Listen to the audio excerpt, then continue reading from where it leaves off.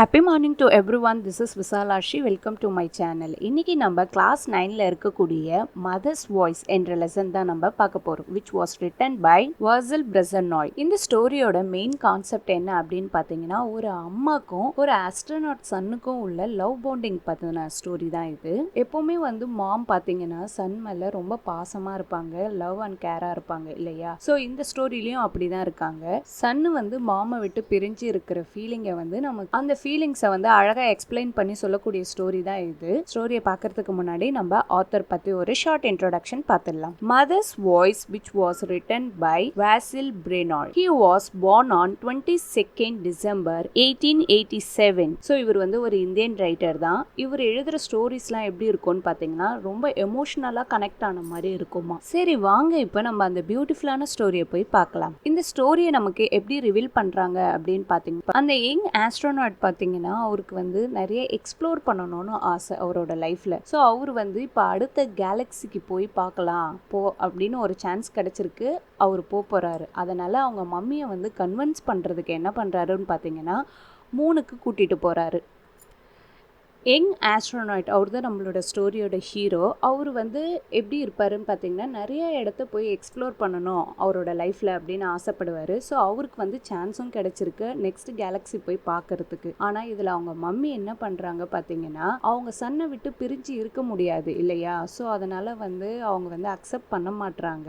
அவங்கள கன்வின்ஸ் பண்ணுறதுக்காக நம்மளோட ஹீரோ என்ன பண்ணுறாரு, அவங்க மதரை மூணுக்கு இட்டுட்டு போகிறாரு. ஸோ அவங்க போயிட்டு பார்த்தா அவங்க ரொம்ப ஹாப்பியாக இருக்காங்க. ஏன்னா மூணு கிட்ட விசிபிளா அங்க போயிட்டு அவங்க ரெண்டு பேருமே அங்க இருக்கிறத எல்லா இடத்தையும் சுத்தி பாக்குறாங்க. அங்க என்னென்ன இருக்கு அப்படின்றதெல்லாம், ஸ்டார்லாம் பாத்தீங்கன்னா ரொம்ப கிட்ட தெரியற மாதிரி, ஸ்கைலாம் ரொம்ப பெருசா இருக்க மாதிரி, அதெல்லாம் டிஸ்கஸ் பண்றாங்க ரெண்டு பேரும். நம்ம ஹீரோ என்ன சொல்றாரு, அங்க பாருங்க நிறைய மலை மாதிரிலாம் இருக்கு, அதெல்லாம் ரொம்ப அழகா இருக்கு, உங்களுக்கு ஒரு நியூ எக்ஸ்பீரியன்ஸா இருக்கும் அப்படின்றதெல்லாம் சொல்றாரு. சொல்லிட்டு அதுக்கப்புறம் என்ன சொல்றாரு பாத்தீங்கன்னா, நிறைய பேர் டென்ட் போட்டுலாம் அங்க ரிசர்ச் பண்றாங்க அப்படின்றதையும் அவர் காமிக்கிறாரு. ஸோ இதை பார்த்துட்டு அந்த டேவை அவங்க ஸ்பெண்ட் பண்றாங்க. அவங்க திருப்பி அவங்களோட எர்த்துக்கு தான் போய் ஆகணும் இல்லையா? ஸோ அவங்க கொஞ்சம் கொஞ்சமா போறாங்க. அவங்களோட வாய்ஸை இவர் கேட்கிறாரு. அவங்க மம்மி என்ன சொல்றாங்கன்னு பாத்தீங்கன்னா, நீ என் கூடயே வா அப்படின்ற மாதிரி அவங்க சொல்றாங்க. சொல்லிட்டு அவங்க என்ன சொல்றாங்கன்னு பாத்தீங்கன்னா, இந்த சீசன்ல நிறைய பழம்லாம் ஃப்ரூட்ஸ்லாம் விளையும், ஃபிஷ்ஷிங்லாம் பண்ணுவோம் இல்லையா, ஃபிஷ் பிடிக்கிறதுலாம் அதெல்லாம் பண்ணலாம், வயல்லாம் போய் பார்க்கலாம் அப்படின்றதெல்லாம் அவங்க மம்மி சொல்லி கன்வின்ஸ் பண்றாங்க. பட் நம்மளோட ஹீரோக்கு என்னன்னா,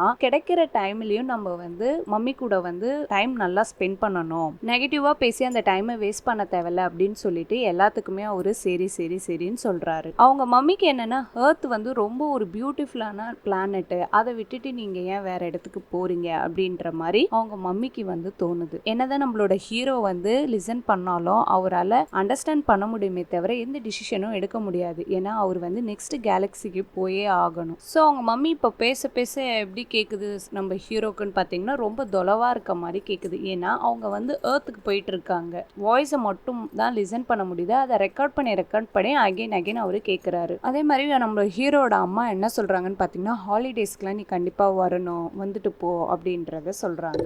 நம்மளோட ஹீரோக்கு தெரியும் வர முடியாது அப்படின்றது. ஆனா அவர் எதுவுமே பேசல, எல்லாத்துக்கும் ஓகே ஓகே அப்படின்னு சொல்றாரு. ஹீரோட மம்மி சொல்ல இவருக்கு கேட்க முடியுது. ஆனா இவரோட மைண்ட்லாம் எங்க இருக்குன்னு பார்த்தீங்கன்னா, நெக்ஸ்ட் கேலக்சியை போய் எக்ஸ்ப்ளோர் பண்றதுலே தான் இருக்கு. நம்மளோட ஹீரோவோட அம்மா பாத்தீங்கன்னா ரொம்ப பிளானட்டோட கனெக்ட் ஆயிருக்காங்க. ஏன்னா அங்கேயே ஓஷன், கிரீன் கார்டன்ஸ், ஸோ இதெல்லாம் அவங்க ஹார்ட் கூட கனெக்ட் ஆயிருக்கு. ஸோ அவங்களால என்ன பண்ண முடியல, நம்ம சன்னை விட்டு பிரிஞ்சு இருக்க முடியல. இவ்வளோ பியூட்டிஃபுல்லான பிளானட்டை விட்டுட்டு அவங்க அங்க இருக்காங்களே அப்படின்றது நம்ம ஹீரோவோட அம்மாவுக்கு வருத்தமா இருக்கு. ஸோ கொஞ்சம் தொலைவு போனோடனே அவங்க மம்மி வாய்ஸ் கட் ஆயிடுது. இவரும் நெக்ஸ்ட் கேலக்சிக்கு போறதுக்கு தயாராயிட்டாரு. இவர் என்ன பண்றாரு, அவங்க மம்மியோட வாய்ஸை போட்டு போட்டு போட்டு கேட்டுட்டு இருக்காரு. இன்னும் கொஞ்ச நேரத்துல பாத்தீங்கன்னா நம்ம ஹீரோ அடுத்த கேலக்சிக்கு போயிட்டாங்க. நம்மளோட ஹீரோ பாத்தீங்கன்னா கொஞ்ச நேரத்துல அடுத்த கேலக்சிக்கு போயிடுறாரு. சோ அங்க போய் பார்த்தா எர்த்தே பாத்தீங்கன்னா இன்விசிபிளா தெரியுது. சோ நமக்கு இப்படியே இந்த ஸ்டோரியை முடிக்கிறாங்க. இந்த ஸ்டோரியில இருந்து என்ன சொல்ல வராங்கன்னு பாத்தீங்கன்னா,